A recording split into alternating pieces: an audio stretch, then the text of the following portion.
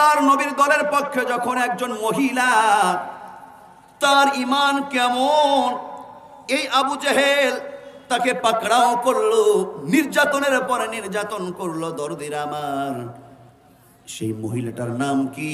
জান্নাতি মহিলার নাম হলো হযরত সুমাইয়া রাদিয়াল্লাহু তাআলা আনহা। বলি সুবহানাল্লাহ। সুমাইয়া যখন ঈমান আনলো, ঈমান থাকবে যাদের, নির্যাতন অত্যাচারের পরীক্ষা আসবে তাদের। সুমাইয়া যখন ঈমান আনলো, আবু জেহেল বলে, সুমাইয়া রে, তুমি নাকি ঈমান এনেছো, মুহাম্মদের দল গ্রহণ করেছো। আমার ভাইরা, সুমাইয়া রাদিয়াল্লাহু তাআলা আনহা বলে, হ্যাঁ নেতা, যা শুনেছেন ঠিক। আবু জেহেল বলে, সুমাইয়া রে, তোকে ভালোভাবে পরিষ্কারভাবে আমি জানিয়ে দিই, বল ঈমান ছাড়বি নাকি ঈমান রাখবি? সুমাইয়া বলে, ঈমান ছাড়বো না, ঈমান ছাড়বো না, ঈমান ধরে রাখবো। আবু জেহেল বলে, সুমাইয়া, তুই যদি ঈমান না ছাড়িস তাহলে তোকে আমি শেষ করব, তোকে জানে হত্যা করব।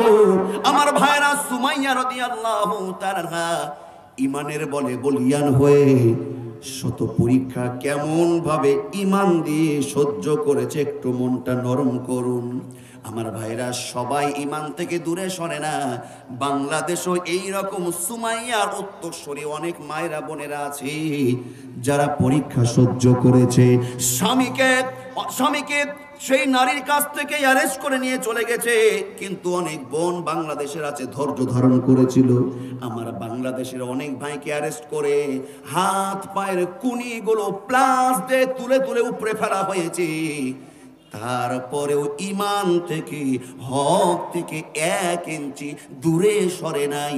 16 বছরের এই রকম দৃষ্টান্ত বাংলাদেশে ঈমানদার মুসলমান পেশ করেছে না করে নাই?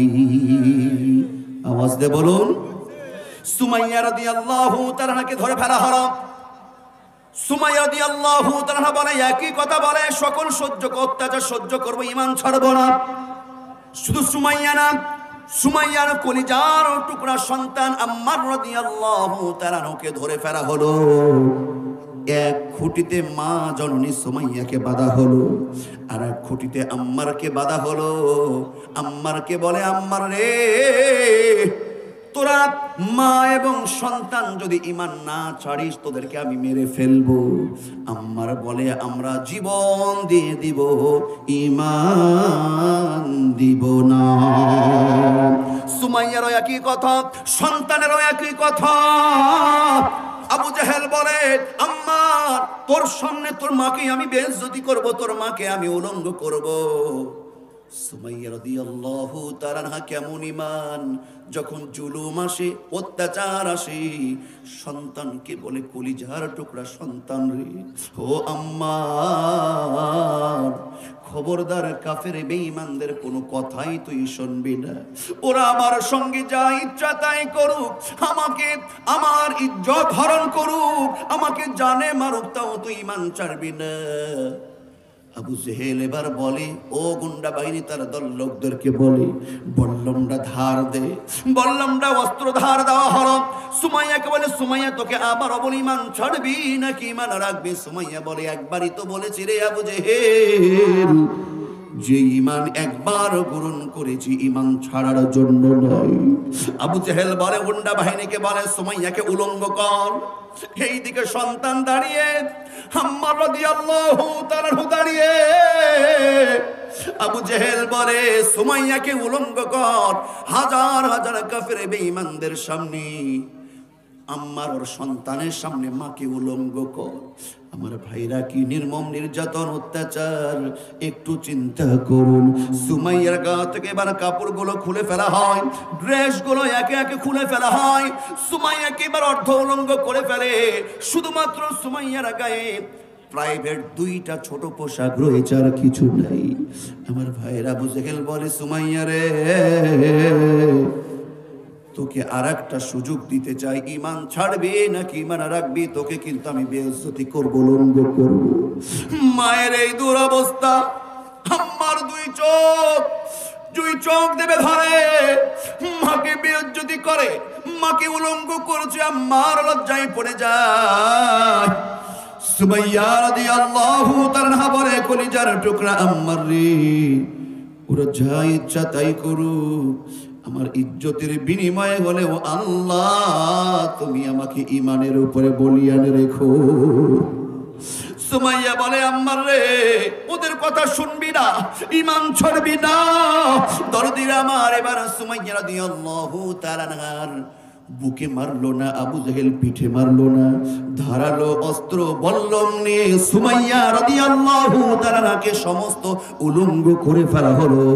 এবার নিষ্ঠুর আবু জেহেল কেমন নির্যাতন, তার বল্লমটা সুমাইয়া রাদিয়াল্লাহু তাআলা আনহার লজ্জাস্থান বরাবর ঢুকিয়ে রক্তাক্ত করে জমিনে লুটিয়ে দেয়। সুমাইয়া জমিনে লুটিয়ে পড়ে, গলা কাটা মুরগির মতন ছটপট করতে থাকে। সন্তান দেখে মায়ের অবস্থায়, সুমাইয়া কাঁদে, চোখের পানি ছেড়ে কাঁদে, আল্লাহর কাছে দোয়া করে, আল্লাহ রব্বুল আলামিন,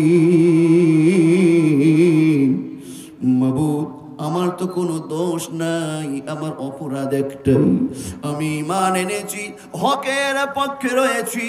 ওগো আল্লাহ, তুমি কি আমাকে দেখে যাবে না? ঈমানের কারণে, হকের কারণে আবু জেহেল আমাকে বাঁচতে দিল না, আবু জেহেল আমার ইজ্জত হরণ করলো, আবু জেহেল আমাকে শেষ করে দিল। এই কথা বলে আল্লাহর কাছে প্রার্থনা করে আর সুমাইয়া চোখের পানি ছেড়ে কাঁদে। আবু জেহেলের সাঙ্গ পাঙ্গরা লক্ষ্য করে দেখে সুমাইয়া চোখের পানি ছেড়ে কান্না করে। মুহূর্তের মধ্যে সুমাইয়া কাঁদতে কাঁদতে কি যেন কি ঘটলো, সুমাইয়ার চেহারায় যেন হাসি ফুটে উঠে, বলি সুবহানাল্লাহ। আবু জাহালের দলে বলা লোকরা বলে, নেতাজি সুমাইয়া কেন হাসে, সুমাইয়ার কি হলো, সুমাইয়া কেন হাসছে, কাঁদতে কাঁদতে কেন হাসছে? আবু জেহেল বলে, সুমাইয়ার মাথা গেছে, সুমাইয়া পাগল হয়ে গেছে, ওর মাথা ঠিক নাই। সুমাইয়া বলে, আবু জেহেল রে, ও কপাল পোড়ার দলেরা, ও আবু জেহেল কান খাড়া করে শুনে নে, আমি পাগল হই নাই, আমি পাগল হই নাই। যে আল্লাহর জন্য, যে রাসূলের জন্য ঈমান এনেছি এবং ঈমানকে টিকিয়ে রাখার জন্য জীবন উৎসর্গ করে দিয়েছি, আমার ওই আল্লাহ আমাকে বিতাড়িত করে নাই। আমার আল্লাহ যে ওয়াদা তিনি দিয়েছেন, ইন্নাল্লাযীনা ক্বালু রাব্বুনাল্লাহু সুম্মা ইসতাকামু তাতানাজ্জালু আলাইহিমুল মালাঈকাতু আল্লা তাখাফু ওয়া লা তাহজানু ওয়া আবশিরু বিল জান্নাহ ওয়া আবশিরু بالجنة التي كنتم توعدون। সুমাইয়া বলে, আমি যে আল্লাহকে রব বলে মেনেছি, আল্লাহ ওয়াদা দিয়েছে এর উপরে যারা ইস্তেকামাত থাকবে, সুম্মাস্তাকামু, যারা অটুট থাকবে, যারা জুলুম আসুক, যত বিপদ আসুক, যত পরীক্ষা আসুক, যারা হকের উপরে আল্লাহকে রব মেনে যারা অটুট থাকবে, আল্লাহ বলেছে তাদের ভয়ের কিছু নাই, চিন্তিত হওয়ারও কিছু নাই। ও আবু জেহেল, আমি পাগল হই নাই, আমি আল্লাহর জন্য, ঈমানের জন্য জীবন দিয়েছি। আমার আল্লাহ খুশি হয়ে জিবরিল আমিনের মাধ্যম দিয়ে জান্নাত থেকে, জান্নাতের প্রতিচ্ছবি জান্নাত নিয়ে আমার বাড়ির সামনে ফেরেশতারা হাজির হয়ে গেছে। আমার চক্ষু দিয়ে আল্লাহর ওই জান্নাত আমি দেখি আর আনন্দ চিত্তে আমি হাসতে থাকি, বলি সুবহানাল্লাহ। আরো আওয়াজ দিয়ে বলি সুবহানাল্লাহ। আমার ভাইরা, সবাইকে একদিন মরতে হবে। সবাই মরবে কি মরবে না? শুধু আমরা মরব, বর্তমান তত্ত্বাবধায়ক সরকার যারা আছে ওরা মরবে না। শুধু আওয়ামী লীগরা মরবে, বিএনপি মরবে না। বিএনপি আওয়ামী লীগ মরবে, জামাত ইসলাম মরবে না, এমনটা কি? আমার ভাইরা, রাজা বাদশাহ, ধনী গরিব, এমপি মন্ত্রী, ধল কালো, নারী পুরুষ, সবাইকেই একদিন মরতে হবে। এটাই হলো আল্লাহ পাকের চূড়ান্ত ফায়সালা। কথা ঠিক কিনা? যদি মরতে হয় আমার ভাইরা, জীবন একটা মরণ, জীবন একটা মরণ, মরতেই যদি হয় আল্লাহর জন্য এই মৃত্যুটা শাহাদাতের মৃত্যু হলে বলুন তো কেমন হয়? মরতেই হবে যখন শহীদি মরণ দিও আমাকে, মরতেই হবে যখন শহীদি মরণ দিও আমাকে।